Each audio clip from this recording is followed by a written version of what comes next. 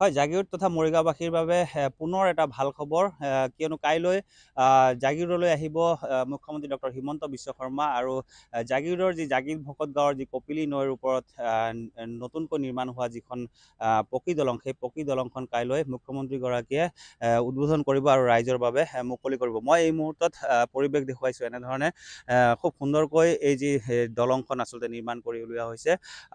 কেন্দ্ৰীয় পথ পৰিবহণ বিভাগৰ পৰা প্ৰায় ৮০ কোটি টকা মোকলাই দিয়া হৈছিলে এই যি দলংখন নিৰ্মাণৰ বাবে। আৰু এই দলংখনৰ ঠাইত আচলতে পুৰণি যিখন দলং আছিলে সেই দলংখনেৰে যাতায়াতৰ ক্ষেত্ৰত জাগিৰোড হওক বা মৰিগাঁও জিলাবাসী ৰাইজে বিভিন্ন সময়ত বিগত বছৰ বছৰ ধৰি আচলতে যাতায়াতৰ ক্ষেত্ৰত জীয়াতু ভুগি আহিছিলে। আৰু সেই দলংখনৰ ঠাইত এখন নতুন বহল দলং নিৰ্মাণৰ কাৰণে বিভিন্ন সময়ত দাবী উত্থাপন কৰি আহিছিলে। বিভিন্ন সময়ত দল সংগঠনে প্ৰতিবাদ সাব্যস্ত কৰিছিলে, ধৰ্মঘট পালন কৰিছিলে। তেওঁলোকে বিভিন্ন সময়ত এই দলংখন পুনৰ নিৰ্মাণ কৰিবলৈ দাবী জনাইছিলে। কিন্তু তাৰ পিছত দেখা গৈছে যে কেন্দ্ৰীয় পথ পৰিবহণ বিভাগৰ পৰা প্ৰায় ৮০ কোটি টকা এই দলংখনৰ বাবে মোকলাই দিয়া হৈছিলে। আৰু ইতিমধ্যে এই যি দলং, এই দলংখন নিৰ্মাণ হৈছে আৰু কাইলৈ মুখ্যমন্ত্ৰীগৰাকী আহিব ৰাইজৰ বাবে মুকলি কৰিব।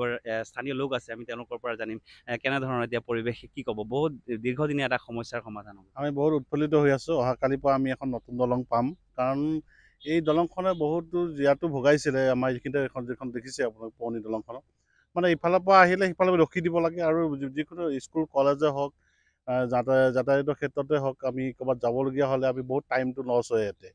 এতিয়া আমি কালিৰ পৰা আমি গোটেই ফ্ৰী, আমাৰ যিখিনি মৰিগাঁওবাসী বা জাগিৰোডবাসীৰ কাৰণে এটা গৌৰৱৰ দিন, গৌৰৱ উৎসৱ পাতিব লাগে। অহাকালি আমি আগ্ৰহে বাট চাই আছোঁ। ডক্টৰ হিমন্ত বিশ্ব শৰ্মা ডাঙৰীয়া কালি উপস্থিত হ'ব, আমাৰ এই নতুন দলংখন শুভ উদ্বোধন কৰিব। লগতে আমাৰ স্থানীয় বিধায়ক তথা মন্ত্ৰী পীযুষ হাজৰিকাদেৱে উপস্থিত থাকি যিখন আমাৰ দলং উৎসৰ্গা কৰিব।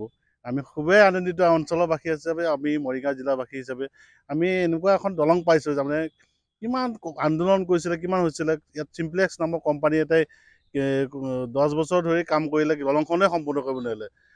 আমাৰ যেতিয়া চৰকাৰ আহিলে, বিজেপি চৰকাৰ আহিলে, তেতিয়া চৰকাৰখনে বৰ্তমান এতিয়া ইমান পূৰ্ণ গতিত কাম আৰম্ভ কৰি খুব কম দিনৰ ভিতৰতে কিন্তু দলংখন সোনকালে আমাৰ ৰাইজৰ মাজত গতাই দিলে।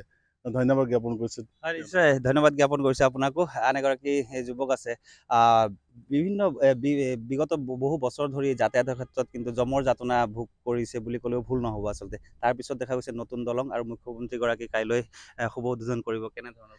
হয়, এইখিনিতে মই ক'ব লাগিব, মোৰ বয়স 40 বছৰ হৈছে। 40 বছৰত মোৰ জীৱনত যিখিনি মন্ত্ৰী MLA পালোঁ, সেইখিনি ধৰি লওক কথা আৰু কামৰ মাজত ডিফাৰেঞ্চ আছে। কিন্তু আমাৰ সৌভাগ্য, এই পীযুষ হাজৰিকা তেখেত আমাৰ মন্ত্ৰী বিধায়ক, তেখেত অহাৰ পৰা কথা মতে কাম। এই ব্ৰিজখনো তেখেতে কথা দিছে 1-1.5 বছৰ, কিন্তু 14 মাহত কমপ্লিট কৰি দিলে। যি চিম্প্লেক্সে 10 বছৰ কৰিব লাগিছে 14 মাহত কমপ্লিট কৰিলে। আৰু মই ভাবিছোঁ জাগিৰোড মৰিগাঁৱৰ উন্নয়নৰ ক্ষেত্ৰত এই ব্ৰিজখনৰ ভূমিকা অন্যান্য থাকিব। এই ব্ৰিজখনে যথেষ্ট আমাৰ যিটো সময় লছ হৈছিল, এম্বুলেঞ্চ ৰ'ব লগা হৈছিল, সেইটো আৰু আজিৰ পৰা অসুবিধাটো, অহাকালিৰ পৰা অসুবিধাটো নাথাকিব। হয়, নিশ্চয় 2011 চনতে আচলতে চিম্প্লেক্স নামৰ এটা বহুজাতিক প্ৰতিষ্ঠানে এই যি দলংখন নিৰ্মাণৰ দায়িত্ব লাভ কৰিছিলে, নিবিদা লাভ কৰিছিলে। কিন্তু তাৰ পিছত 29 কোটি টকা আবণ্টন দিয়া হৈছিলে চৰকাৰৰ তৰফৰ পৰা। কিন্তু চিম্প্লেক্স কোম্পানীটোৱে, যি বহুজাতিক যিটো কোম্পানী, সেই কোম্পানীটোৱে এই দলংখন আচলতে নিৰ্মাণ কৰিবলৈ সক্ষম নহ'ল। আৰু তাৰ পিছত দেখা গ'ল যে কেন্দ্ৰীয় পথ পৰিবহণ বিভাগৰ পৰা আচলতে প্ৰায় 80 কোটি টকা মোকলাই দিয়া হ'ল। আৰু অতি ক্ষিপ্ৰ গতিৰে আচলতে এই দলংখনৰ নিৰ্মাণৰ কাম ইতিমধ্যে সম্পূৰ্ণ হৈছে। আৰু কাইলৈ অৰ্থাৎ 1 ফেব্ৰুৱাৰী তাৰিখে জাগিৰোডলৈ আহিব মুখ্যমন্ত্ৰী ডক্টৰ হিমন্ত বিশ্ব শৰ্মা আৰু ৰাইজৰ বাবে মুকলি কৰিব এই বহু প্ৰত্যাশিত এই দলংখন।